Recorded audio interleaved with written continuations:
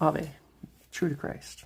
Hey everybody, this is Charitable Christianity, and I'm going to be continuing to talk about how Protestants ruined women. I already talked about the lack of rules, the lack of leadership. I talked about, the lack of having that family dynamic in the communion of saints, having that community that is very strong, and how, even men get screwed over and get ruined by the Protestant church. But there is another aspect of this, that with this highly individualistic environment that Protestantism is creating, it creates a lack of boundaries, because now we're searching our souls to presume what God is leading us into. And so there's this whole God told me to do this mentality. And I didn't realize how deep this went and how problematic it was until recently. And basically what happens is you have this feeling in you that you identify as, this is how God is speaking to you, and this is what God is trying to tell you. And you have to be very careful with that, because when you start presuming God's secret will, which is not revealed to you, the only revealed will of God comes from the Bible and the Word of God, which is the traditions and the magisterium as well of the church.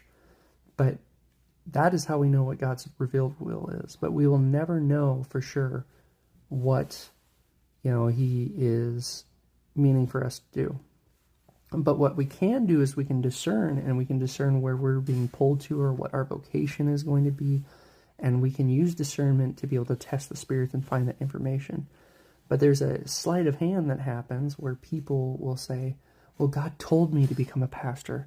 God told me to go to this nightclub and told me that I need to preach and I need to evangelize. And while that can be true, and the old me of like a couple of weeks ago would have been like, yeah, God is totally calling you into that. That is a Protestant fallacy that I have been fed, and that I have had years of programming with that.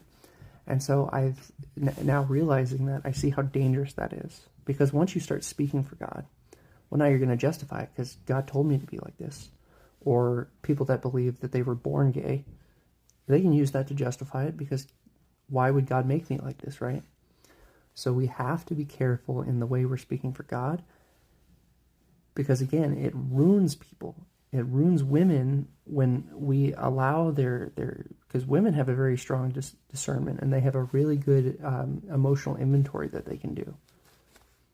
But because, they might be misguided, or they might be too confident in their ability to discern, they might be led astray by their emotions and led into sin.